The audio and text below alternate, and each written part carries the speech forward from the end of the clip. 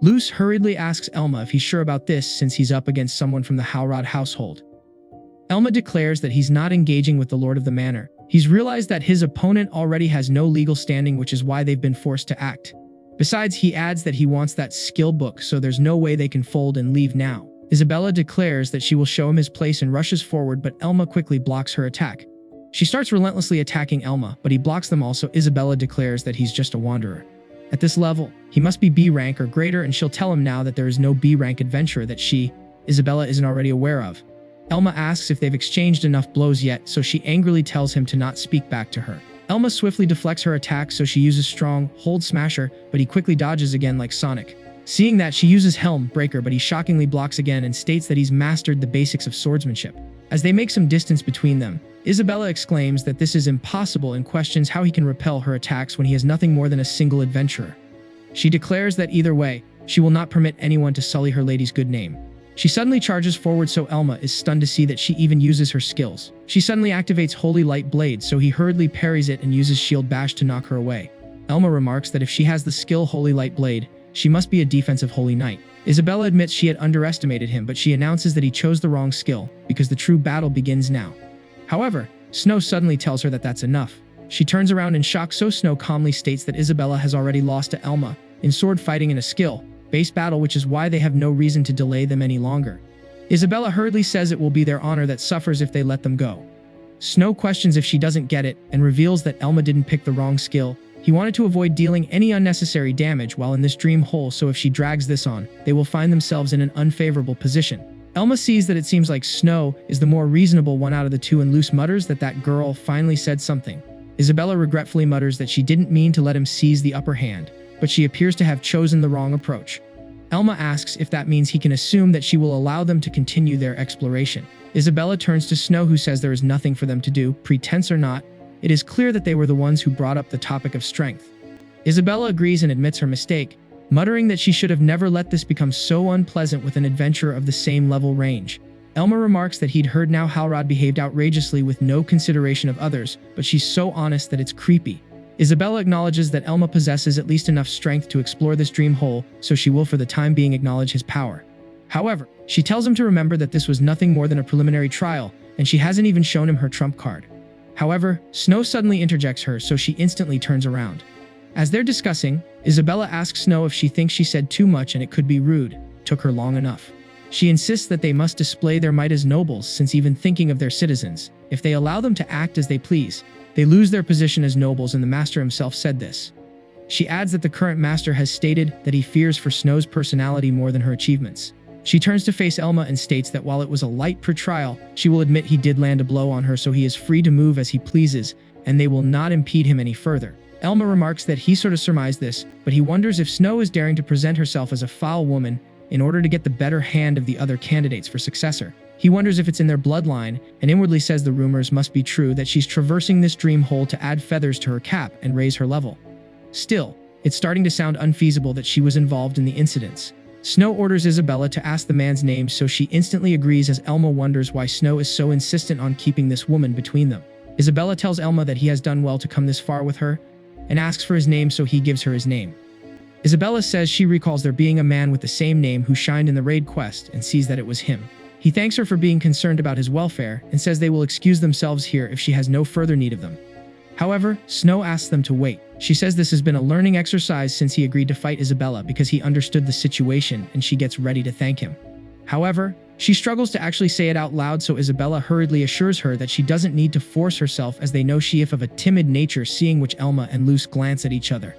Later, Luce frustratingly asks why she has 4 of these sickles and repeatedly insists that she doesn't need them. Elma mutters that she has really good luck with her drop late, but they really want a skill book right now. Luce says she's getting better at hunting these Grim Reapers, so he says that's okay since it's a good thing, since she's learning an enemy's movement patterns and weak points, and is also learning battle basics like smashing through an enemy's openings. Luce says she appreciates the positive attitude, but she questions if he doesn't think that their chances are abysmal at this rate. Elma slowly admits that might be the case, remarking that they really only have enough strength for about one more. If it's just their party and Snow's party, then they could take a break at a nearby village, but he questions if the dream hole would still be here by the time they returned. He tells himself that he should assume there are other adventurers here Two, since Kelt knows about this dream hole, so at the very least, the person who told him also knows. He says there might be other adventurers who have the Grim Reaper's grip and are going to sell it at a shady shop, so they'll go see if it's for sale another day. Luce mutters that a shady shop doesn't sound too good and asks if that doesn't mean that their chances are very low. He believes that might be the case, but their chances aren't zero. Elma suddenly senses something, so Luce asks what's wrong, and he reveals that he heard someone scream just now. Concerned, Luce says she thinks they should go check it out, and he agrees. Above them, a group of men are fighting Isabella and Snow. One frustratingly tells them to just die already and rushes forward, but she deflects his attack and stabs him on the shoulder. A man rushes at Snow from behind and tells her to die, but she swiftly dodges and Isabella attacks him. The man who tried to attack Isabella angrily says they had heard this job had a fat payday, but this isn't anything like what they were told. He mutters that he thought the idiot noble brat was supposed to be having fun running around a dream hole. Elma and Luce arrive, so one guy informs his boss that two more adventurers have suddenly appeared. Shock. The leader furiously says they're getting out of here and tells them all to fall back. As they all run away, Elma sees that the screams were from Isabella and Snow's attackers and sees that it doesn't look like they needed their help. After all, so Isabella says they were just some pests, barely worth their time, but they're still grateful that they helped scare them off. Isabella estimates that they must be on the level of C-rank adventurers, and Snow believes that they were supplied information. Elma is about to ask Snow if she has any idea of who they were, but she embarrassingly hides behind Isabella, so he remarks that she's way too shy as a candidate for the next head of the family. Elma remarks that it's obvious one of her running mates set this up, but this attack was too direct, so he tells Isabella he thinks it'd be best if she takes Snow and leaves. Isabella suddenly notices that Snow's leg is injured and says they should quickly leave. One of the bandits suddenly appears and declares that he will at least take one of them down, but he suddenly gets beheaded as a giant monstrous creature appears in front of them. They shockingly realize that it's the Dream Lord. Podarge and Isabella questions why a wandering was triggered. Elma doesn't believe the bandits' blunders triggered this, so it's obvious that someone wants to kill Snow. The Podarge suddenly takes flight, so Elma remarks that his skills can't touch it, and Roach's lack of stats will affect her too, so if they draw this battle out, all of them will be killed like some random NPCs in a video game. Isabella tells them to take Snow and flee while she distracts it. However, Elma takes the brunt of the Podarge's attack and says hearing her words made him want to ensure that they make it out alive. He braces himself and says he's confident he can buy them 5 minutes all by himself. Isabella urges that it's beyond reckless to challenge a level 80 monster under these circumstances, and she declares that she will not allow the young lady to die. However, Elma says it doesn't look like Snow is interested in abandoning her servant and fleeing. He tells Isabella that if she wants to protect Snow, she should plant her feet firmly on the ground and give an all-out effort with him, because they will both be drawing the Podarge's attacks. Isabella agrees but says he will be the one who resents his judgment if Snow loses her life, so they both charge forward. They dodge the Podarge's sylph cutter and Isabella goes in to stab it, but she gets attacked instead, so Snow uses a long-distance spell. Elma sees that she's a crystal knight. Knights who attack from a distance with ice magic, which allows them to use their sword skills more freely, and can turn out to be a powerful class if it's used well. Luce hurriedly attacks the Podarge but is stunned to see that it barely did any damage. Elma remarks that Podarge have high defenses, so in order to defeat it, Roach needs to land 6 successful dice thrusts in a row before its automatic regeneration kicks in. He manages to block an attack and hurriedly tells Isabella to rise before quickly parrying another attack. Snow and Isabella charge forward to attack it, but he suddenly uses Gust and forces them all away. Elma frustratingly says it's completely reset the battle with that attack and is trying to buy time so that it can recover. He remarks that he and Isabella will have to be the attacks and Snow will distract it from the rear while Luce finds 5 openings to land dice thrust. However, the Podarge knocks him into the wall, so he frustratingly wishes they had the Grim Reaper's grip.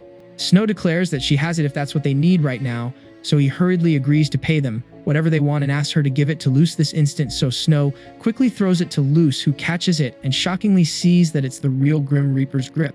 A god of death is said to reside within the sharpened blade of the Grim Reaper's grip, and this blade is said to take lives with a single swing, and there is no escape for the wielder's prey. Luce hurriedly tells Elma she needs to know how she's supposed to use this, so he tells her to imagine her mana flowing into the skill book. Luce quickly begins using it, so Elma tells her to erase her attack booster skill and replace it with the Grim Reaper's grip to allocate her skill points into it.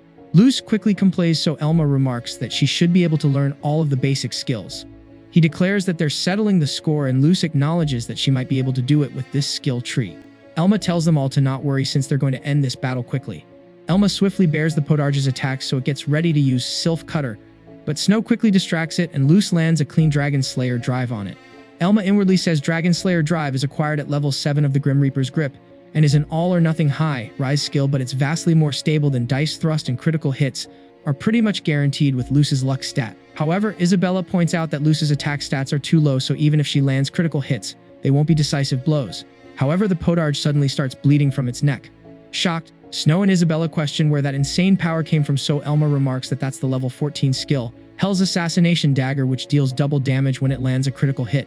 He explains that normally, critical hits land 1.5 times more damage, but that's transformed into triple damage with this skill, so it can still inflict fatal wounds. The podarge suddenly starts floating in the air, so Elma frustratingly realizes it's waiting for its healing abilities to kick in, but it knows that they have almost no MP left, so it's trying to draw the battle out. Snow suddenly erects an ice pillar and tells them to go in for the kill, so Luce rushes forward.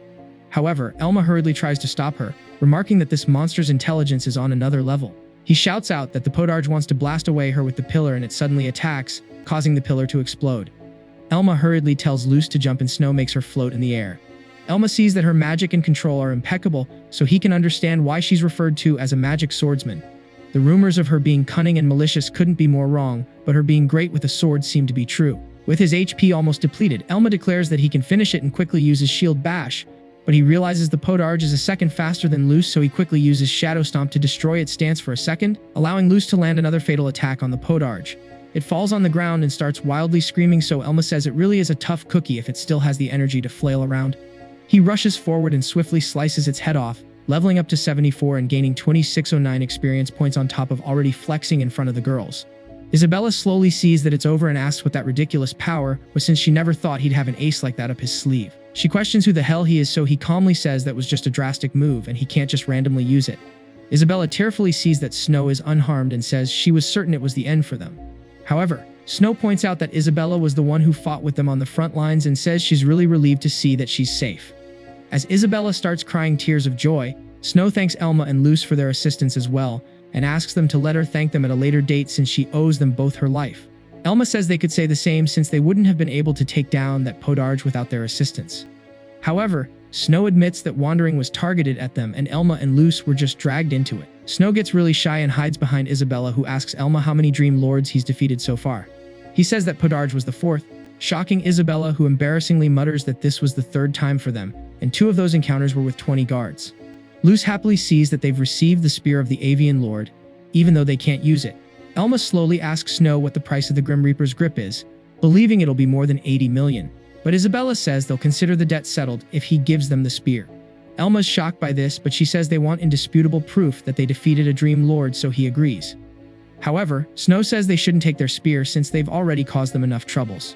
When Isabella argues against that, Snow declares that she wants to become a leader who is recognized for their power, so Isabella happily agrees and says she's glad this encounter helped her grow.